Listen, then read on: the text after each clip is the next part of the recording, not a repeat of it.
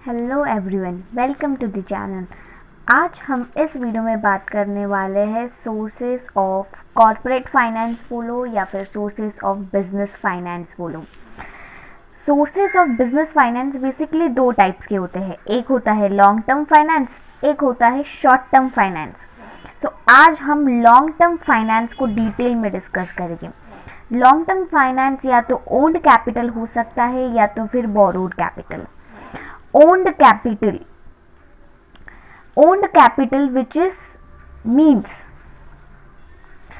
which means वो आपका खुद का है, आपने किसी से बोरो किया हुआ नहीं है, वो आपने अपनी सेविंग से या फिर अपने घर से उठाकर बिजनेस में लगाया है, that is owned capital.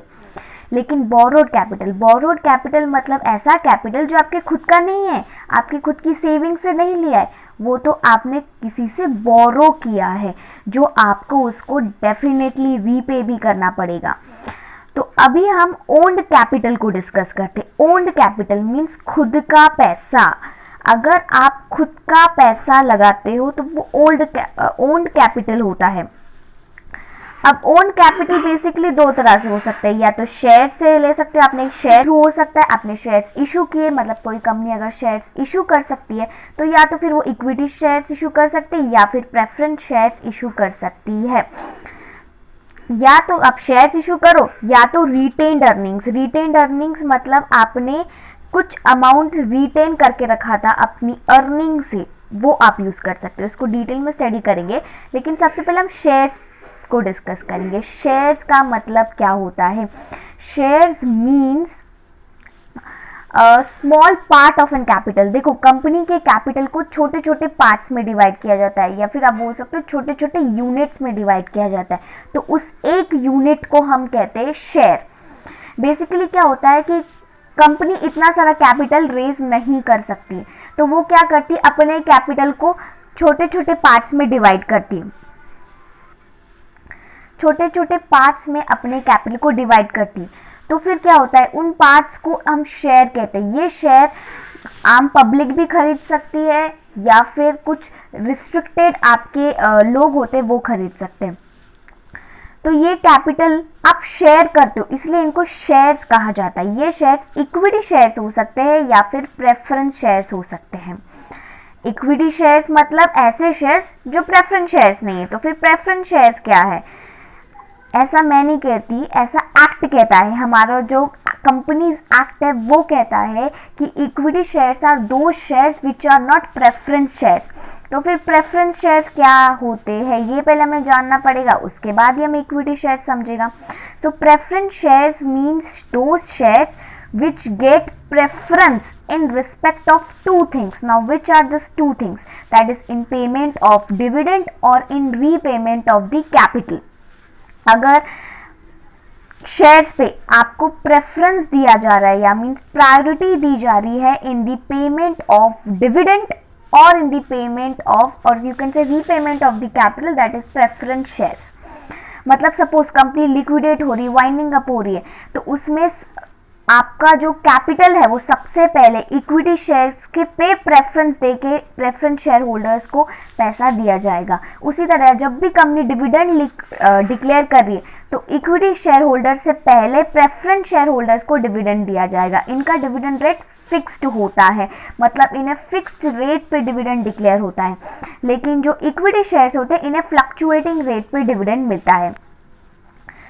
Okay, तो ये दो चीजें याद रखनी कि preference shares are those shares which get preference in respect of two things. One is in the payment of dividend and second is in repayment of the capital.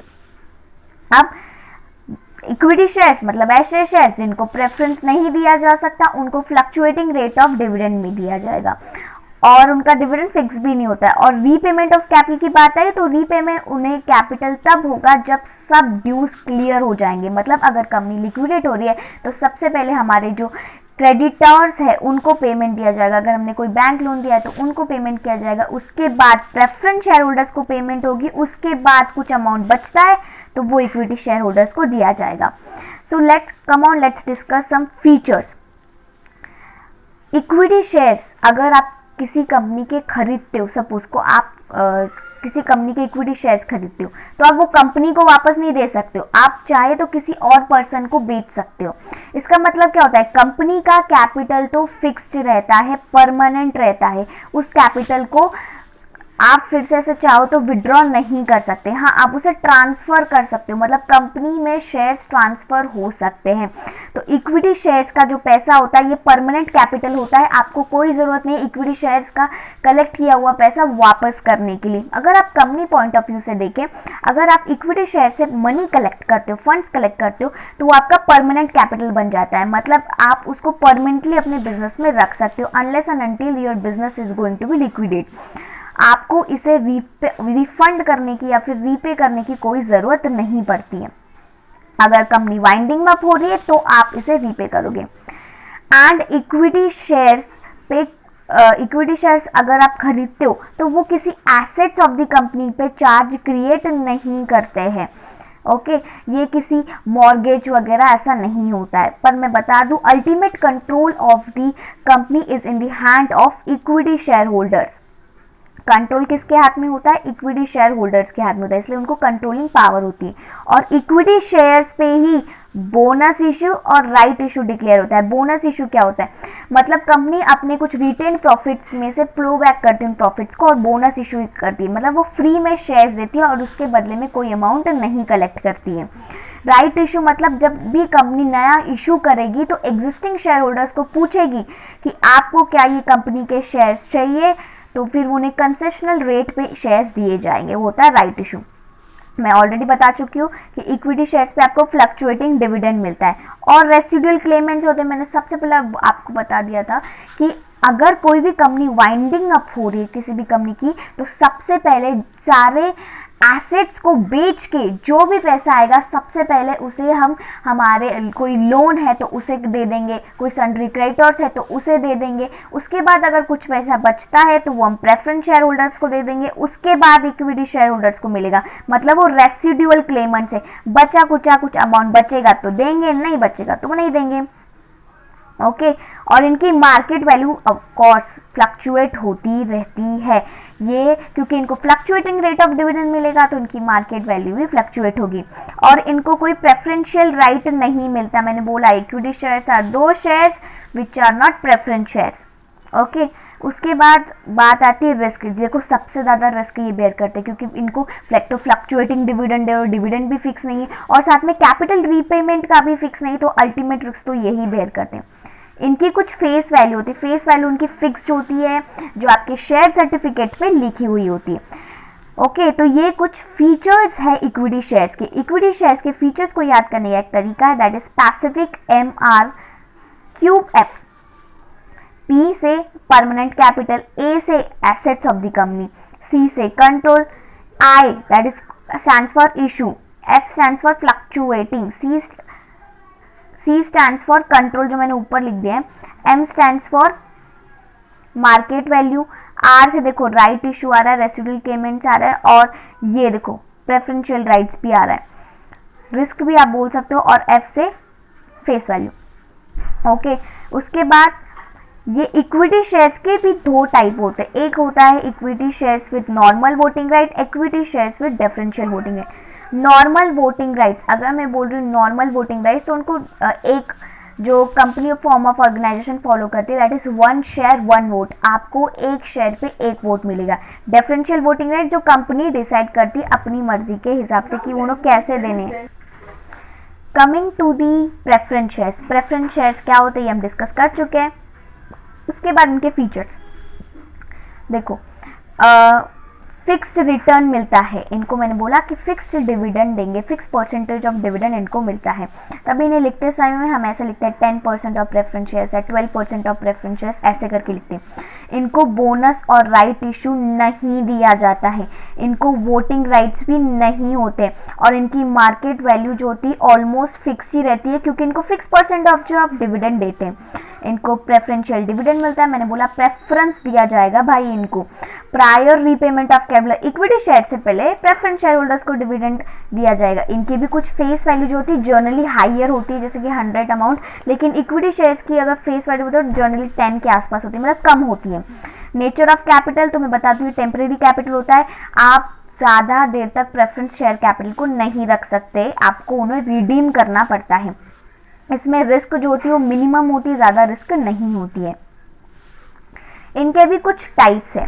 Type से पहले आप देख लो, इनको याद करने का mnemonic, firm, PPFCR।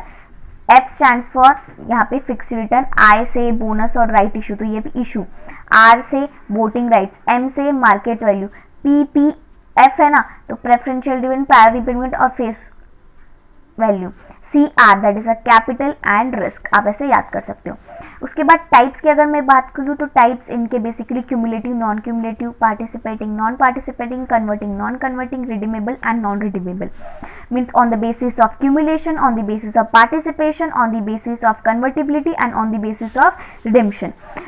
Cumulative, cumulative मतलब cumulate होना, एक्यूमुलेट होना, मतलब एक जगह जमा होना। तो इक्विटी शेयर्स इक्विटी शेयर्स नहीं, प्रेफरेंस शेयर्स जो होते हैं वो क्यूमुलेटिव भी हो सकते हैं, नॉन क्यूमुलेटिव भी हो सकते हैं। क्यूमुलेटिव मतलब अगर आपने इस साल डिविडेंड नहीं दिया, कंपनी ने सपोज डिविडेंड नहीं दिया, तो वो डिविडेंड क्यूमुलेट हो जाएगा।